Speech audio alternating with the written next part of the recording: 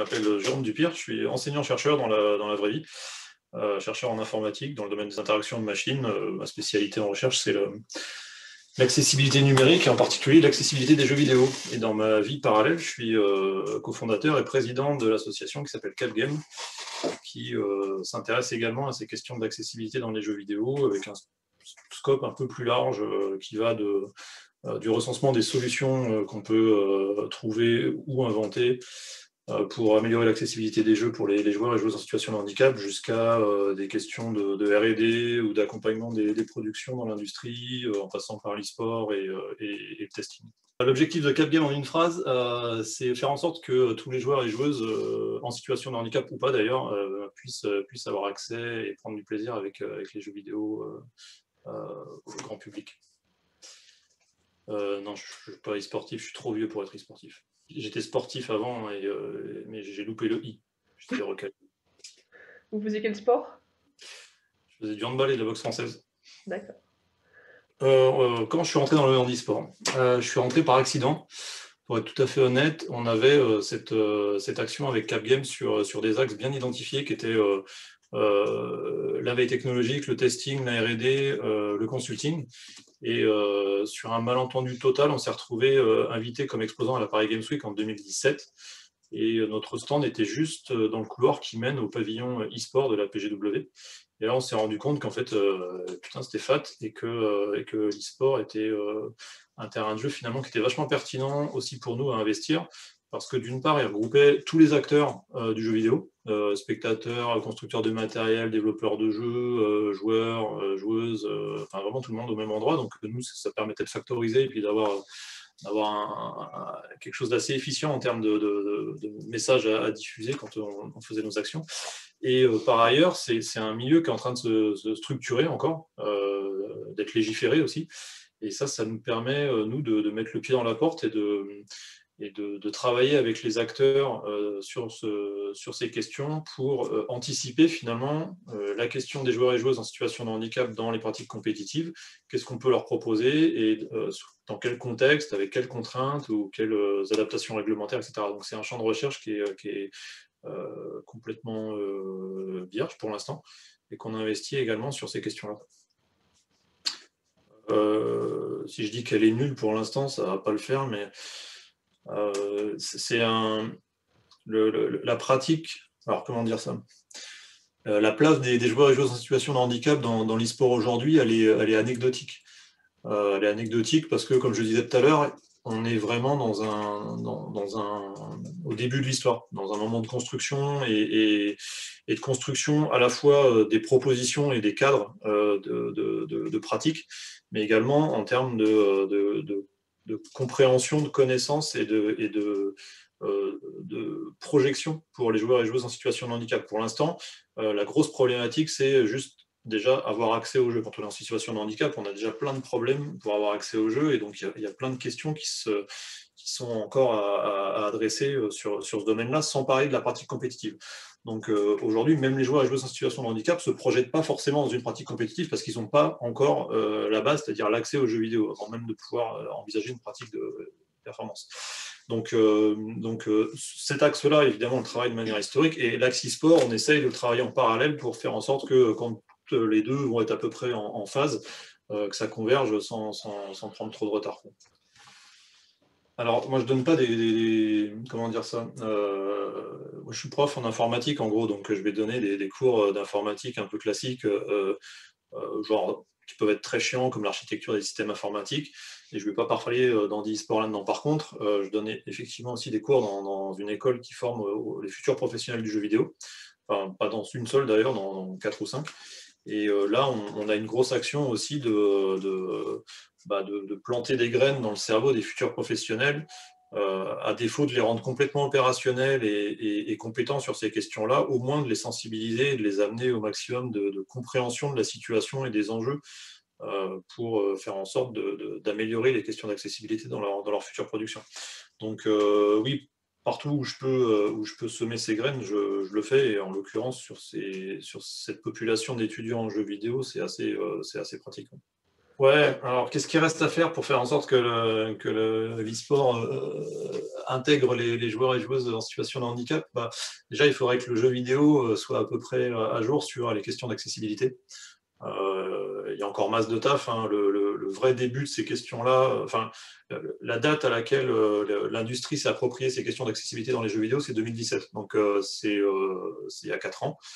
Euh, et en 4 ans, on ne révolutionne pas la manière de travailler et de concevoir des jeux, parce que l'industrie a ses habitudes, que ce soit des petits indépendants ou des gros indus.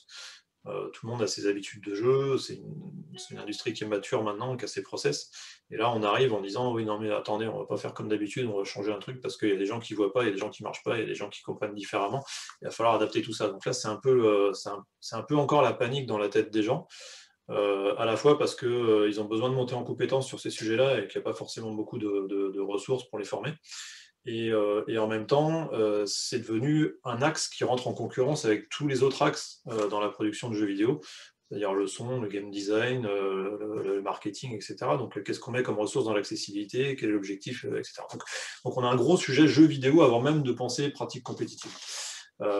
Et alors après, sur la pratique compétitive, on a des sujets qui sont faits aussi, mais qui sont sur d'autres registres, et notamment sur des registres plus philosophiques, éthiques, fair play. C'est en gros, quand on va avoir envie de mélanger des joueurs en situation de handicap, des joueuses en situation de handicap et des joueurs et des joueuses qui ne sont pas en situation de handicap, et que certains vont avoir besoin de matériel ou de logiciel pour compenser certaines incapacités ou arriver à un niveau de pratique qu'on évalue équivalent. Comment est-ce qu'on est sûr de compenser exactement ce qu'on est censé compenser? Comment est-ce qu'on fait attention de ne pas dépasser? Si on dépasse, qu'est-ce qui se passe? Enfin bref, donc il y a des aspects d'évaluation, d'éthique, de fair play, de réglementation qui sont nombreux et qui sont là encore une fois pas du tout adressés aujourd'hui, sur lesquels on commence à travailler seulement. Non, zéro, à ma connaissance, zéro. Il n'y a pas de circuit réservé. Nous, en 2018, avec Capgame, on a été les premiers au monde, je crois, à proposer une compétition e-sportive inclusive, c'est-à-dire où les joueurs et joueuses en situation de handicap pouvaient se tirer la bourre avec des joueurs et des joueuses qui ne sont pas en situation de handicap. Donc nous, on est une petite association, on est mignon, mais on n'est pas du tout les grands circuits. Et à ma connaissance, aujourd'hui, il n'y a pas d'intégration, même de tentative d'intégration dans ces questions de e-sport mainstream, quoi. Alors, il y a d'autres actions qui sont menées. Alors, on parlait tout à l'heure d'Andy Gamer, qui est une association qui aujourd'hui va venir en soutien aux joueurs et aux joueuses en situation de handicap pour participer à des compétitions e-sportives. Mais ça ne veut pas dire que la compétition, elle, doit être accessible ou doit être inclusive. Donc, c'est juste les frais de déplacement ou d'hébergement qui sont souvent plus importants quand on est en situation de handicap parce qu'il faut une chambre PMR, parce qu'il faut des accompagnateurs, etc. Andy Gamer vient en soutien à ces démarches-là pour faciliter l'accès logistique en fait, à la compétition. Mais ça n'a rien à voir avec l'organisation à proprement parler de la compétition. Il y a Silver Geek, qui est une autre association qui fait de la pratique et de l'e-sport pour les personnes âgées. Et donc, on les voit sur les scènes de la Gamer Assembly quand il n'y a pas le Covid. Et donc, on voit les petits vieux en train de jouer à Wii Bowling, se tirer la bourre avec la salle en folie. Donc, ça aussi, c'est génial, mais ça reste vraiment des points très anecdotiques aujourd'hui dans le mainstream. À ma connaissance, encore une fois, on a rien. Je ne suis pas sûr qu'on puisse décorréler les deux. Parce que l'industrie du jeu vidéo, ça commence par l'industrie, donc à un moment donné, il y a des histoires de thunes dans tout ça. Après, je pense qu'il y a une vraie prise de conscience. Le sujet de l'accessibilité, il a popé vraiment dans l'industrie donc en 2017, comme je le disais tout à l'heure, à une époque où il y a MeToo qui a fait sortir aussi des choses, il y a la société qui a vraiment levé up sur certains sujets qui étaient encore un peu tabous, des sujets de société. Donc je pense qu'il y a une prise de conscience aussi parce que l'industrie naïvement pensait que les joueurs et les joueuses en situation de handicap, ça n'existait pas, quoi, parce qu'ils avaient autre chose à foutre, ils étaient malades, ils étaient malheureux, il fallait qu'il y ait chez eux qu'ils se soignent, qu'ils prennent soin d'eux, mais sûrement pas qu'ils jouent. Donc il y avait une partie des gens qui pensaient que quoi, ça n'existait pas, donc ils ont appris vraiment, hein, et c'est pas péjoratif du tout, les gens se sont rendus compte que des joueurs et joueuses en situation de handicap, ça existait, que les personnes en situation de handicap avaient envie de jouer.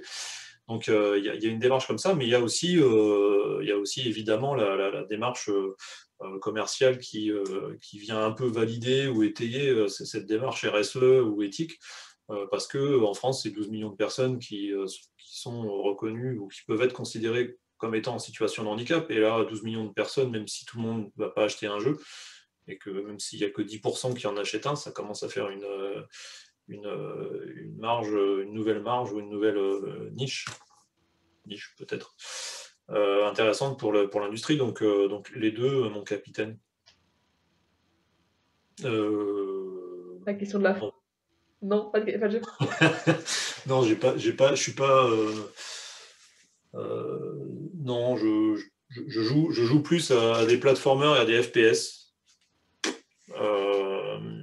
Mais j'ai pas un jeu. Si je sors mon côté vieux, old school, Super Bomberman, clairement. Tetris. Increvable le truc, basique, ça arrache.